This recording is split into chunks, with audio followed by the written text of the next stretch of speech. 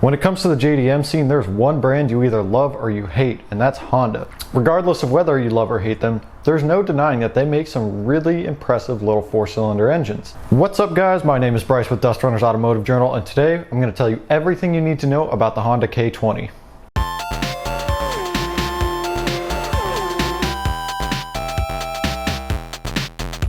Initially introduced in 2001, the Honda K20 is the engine that ultimately replaced the outgoing Honda B series. It was initially met with a lot of skepticism, as a lot of Honda diehards were really concerned if this new K series engine could really be better than the B series engine that they had come to know over decades of use. Now, the K20 was initially brought to the US in the 2002 Acura RSX and the Honda Civic Si. Like many other Honda engines before it, the K20 was designed to both be an economy-focused engine and a performance-focused engine.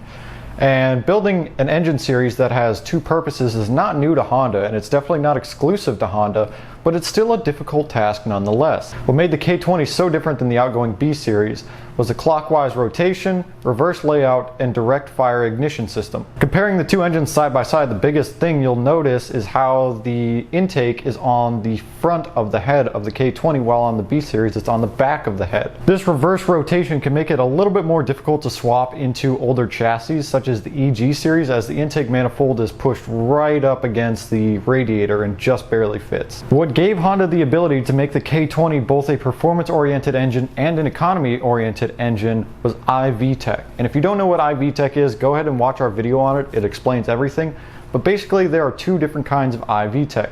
One which uses VTEC E and combines it with VTC, and the other uses VTEC and combines it with VTC. Basically, the K20A2 uses the performance version of iVTEC, and the K20A3 uses the economy version of iVTEC. Most of the other K20 variants use the performance version of iVTEC. The stock head on the K20 can see as much as 300 CFM, which is a lot of airflow for a stock cylinder head, especially in a production car. This is what allows Honda to squeeze upwards of 110 horsepower per liter out of this engine, which is quite impressive for a production engine. One of the cool features of the K20 is the square displacement, which means bore and stroke are equal, which gives you the best balance possible between low-end torque and high-end power. Like pretty much every other Honda engine in existence, this engine has been used in a lot of different applications, so let's run through those really quick. 2001 through 2006 and 2007 through 2011 Honda Civic Type R, 2001 through 2006 Honda Integra Type R, 2002 through 2008 Honda Accord Euro R, 2001 through 2006 Honda Stream, 2002 through 2004 Acura RSX Type S, 2002 through 2005 Honda Civic Si, SIR, and Type S, 2002 through 2006 Honda CR-V, and 2003 through 2007 Honda Accord. The specific vehicle models and years vary by country, but you guys get the idea. Some of the cars use different versions of the K20, but at the end of the day, they're all K20s. At the peak of this list is the Honda Civic Type R, which makes upwards of 222 horsepower naturally aspirated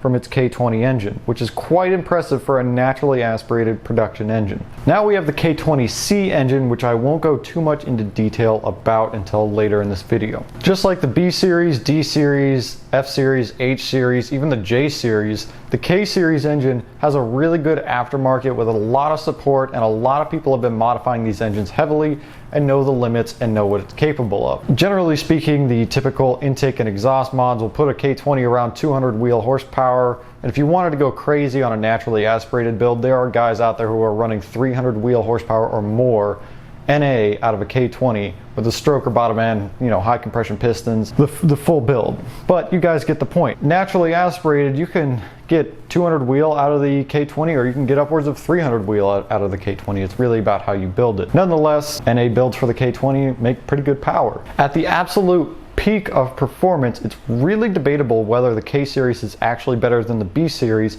as the current fastest Honda in the world uses a 2-liter B series engine and makes like 1800 wheel or something crazy. Which one is better really depends on what you're doing with the car, what your power goals are, and how much money you want to spend. But I want to hear what you guys think. Let me know down in the comments what you think is better, B series or K series. Unfortunately for K series lovers, it is rough news that the K20A is on its way out. Naturally aspirated Honda engines are on their way out. They're currently being replaced by the 1.5 liter turbo, which you can find in the current Civic and Civic Si, and then the K20C is replacing the K20A in the Civic Type R. Now that new K20C1 engine, as you probably know, makes a lot of horsepower and a lot of torque, and it is quite a bit different than the K20A. For example, this new K20C1 has a completely different head design, new valve train with no VTEC on the intake side. It obviously has a big turbo on it. Then we've got direct injection, a worse flowing head, surprisingly, which needs to be done to help the air tumble into the cylinder, which helps the direct injection system run at the correct AFR, and a bunch of other changes. These of high revving, naturally aspirated Honda engines are pretty much over, with turbocharged engines taking over. So if you're a big fan of the K20A, it's kind of a sad time because turbocharged engines are on their way in with the NA K20 on its way out. So there you guys have it. That's everything you need to know about the Honda K20. If I missed anything, drop a comment down below and let me know what I missed. Let's have a good discussion. Let's talk about everything K20 down below. If you haven't already, be sure to subscribe and hit that thumbs up button, and I will see you guys in the next video.